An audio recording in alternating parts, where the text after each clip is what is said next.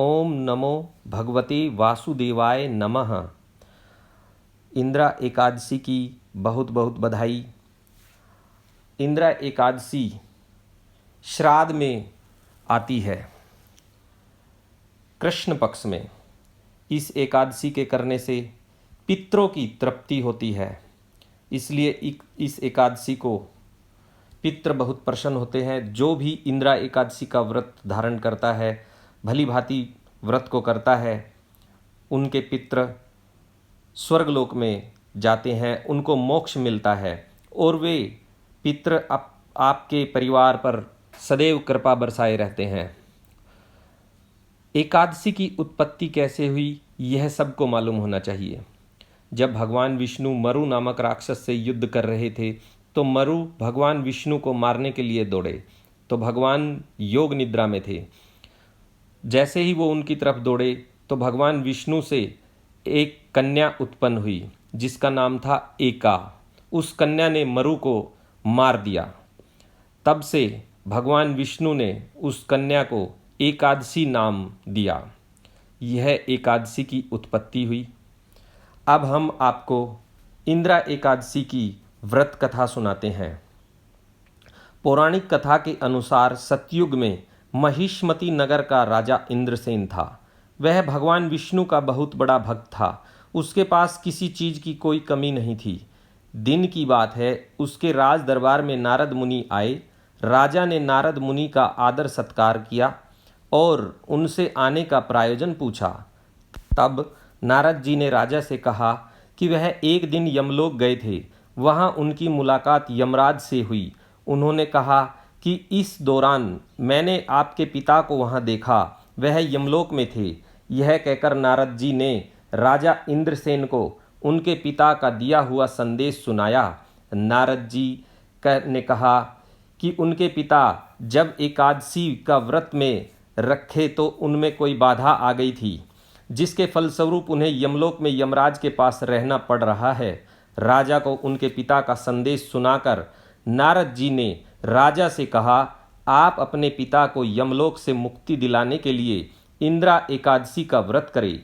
यह व्रत करने से उन्हें स्वर्गलोक की प्राप्ति होगी।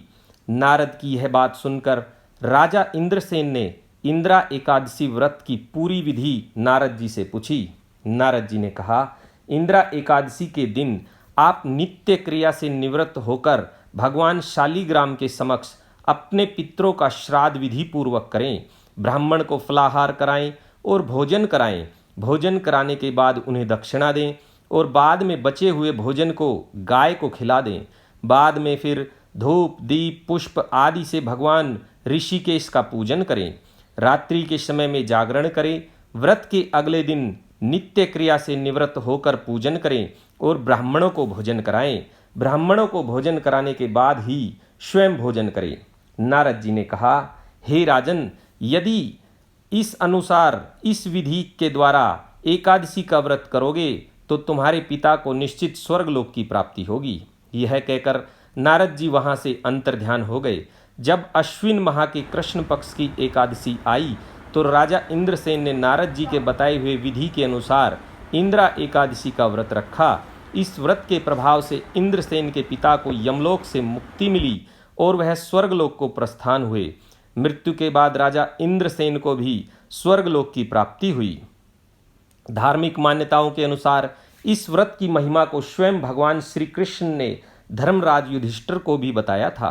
तभी से यह व्रत पूरे संसार में विख्यात हो गया। ओम नमो भगवते वासुदेवाय। इस दिन यह थी कथा। इस दिन भगवान विष्णु के सहस्त्र नामों का भी पाठ करने से अपने पितरों की तृप्ति होती है।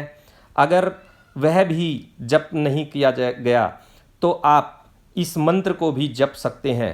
राम रामेति रामेति रमे रामे मनोरमे सहस्त्र नाम तैतुन्यम राम नाम वरानने। यह मंत्र भी आप अधिक से अधिक बार जपें तो यह मंत्र विष्णु सहस्त्र नाम के बराबर ही है। आशा करता हूँ मेरे द्वारा दी गई जानकारी से आप सभी संतुष्ट हुए होंगे। आपसे विनम्र निवेदन है कि आप चैनल को लाइक करें, सब्सक्राइब करें, ताकि आपको ऐसे ही छोटे छोटे उपाय, छोटी छोटी कथा आपको मिलती रहे। जय हो एकादशी मैया की, जय हो विष्णु भगवान की, जय हो लक्ष्मी माता की।